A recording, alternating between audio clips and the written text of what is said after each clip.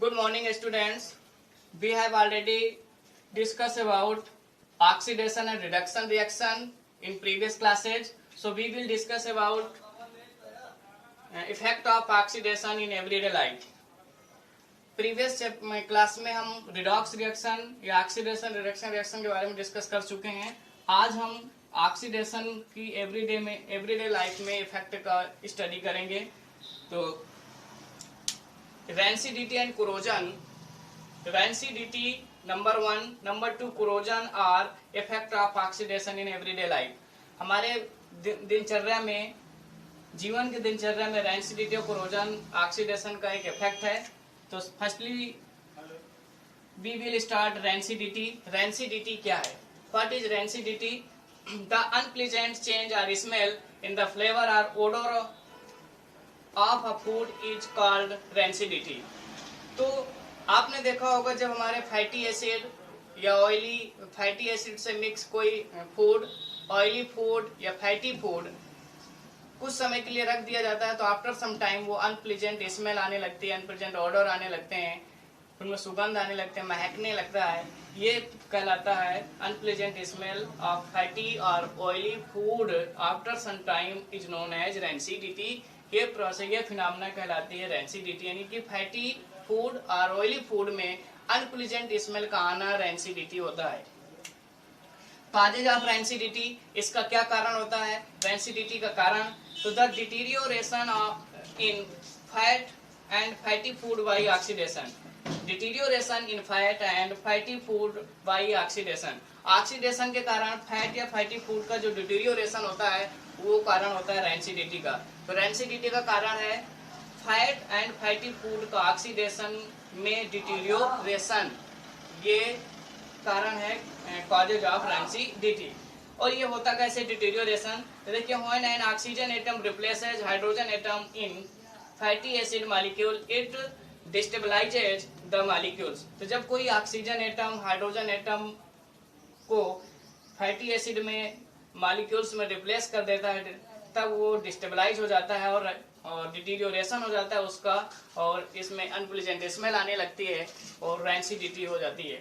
फिर से हम बता देते हैं कि जब कोई ऑक्सीजन एटम फैटी एसिड या फैटी फूड या ऑयली फूड से हाइड्रोजन को रिप्लेस करता है तो डिस्टेबलाइज हो जाता है वो मॉलिक्यूल्स, और डिस्टेबलाइज होने के कारण उसमें डिटीरियोरेशन होता है, अनप्लीजेंट स्मेल आने लगता है। यही इसका कारण है रेंसिडिटी का। Accelerated factors of fat oxidation. Accelerated factor of fat oxidation मतलब फैट ऑक्सीडेशन को बढ़ाने वाले फैक्टर कौन कौन से फैक्टर हैं जो बढ़ाते हैं, उसका कारण होते हैं। तो आपका लाइट आपका ये रेंसिडिटी फैक्टर्स है। H2O वाटर, नमी जिसे बोलते हैं। सिमिलरली बैक्टीरिया और trace metals like Fe and Zn, trace metal iron और Zn भी रेंसिडिटी एसोलेट करने वाले फैक्टर हैं। तो कौन कौन से एसोलेटेड फैक्टर्स हैं ऑक्सीडेशन के, फैट ऑक्सीडेशन के? Light, H2O, bacteria, trace elements. अब प्रिवेंशन ऑफ रेंसिडिटी, रेंसिडिटी को कैसे रोकते हैं? तो प्रिवेंशन ऑफ रेंसिडिटी, तो द सब्सटेंस व्हिच प्रिवेंट या retard the oxidation of fatty और ऑयली फूड और rancidity is known as antioxidant. ऐसे सब्सटेंस जो फैटी फूड या ऑयली फूड या रेंसिडिटी को रिटार्ड करते हैं, प्रिवेंट करते हैं, उन या ऑक्सीडेशन प्रोसेस को कम करते हैं, रोकते हैं, उन सब्सटेंस को बोलते हैं एंटीऑक्सीडेंट। इनके कुछ एग्जांपल हैं एंटीऑक्सीडेंट के: BHT, BHA, vitamin E and C। BHT and vitamin E and C और आपका नाइट्रोजन गैस। BHT का जो फुल फॉर्म होता है वो होता है BHT का butylated hydroxy toluene. Full form of BHT is butylated hydroxytoluene and full form of BHA is butylated hydroxyanisole। BHA butylated hydroxyanisole। इसी तरह से आपने देखे होंगे चिप्स वगैरह, आपके पोटैटो चिप्स, कुरकुरे, ढेर सारे इस समय आ रहे हैं, उनमें आपके पैकिंग में नाइट्रोजन गैस फिल की जाती है, यानी वैक्यूम। या तो हम उनको पैकिंग वैक्यूम में करें। वैक्यूम का मतलब होता है एब्सेंस ऑफ एयर, एयर के एब्सेंस में पैकिंग की जाती है, उसके अंदर नाइट्रोजन गैस फिल कर दी जाती है, फूले हुए होते हैं।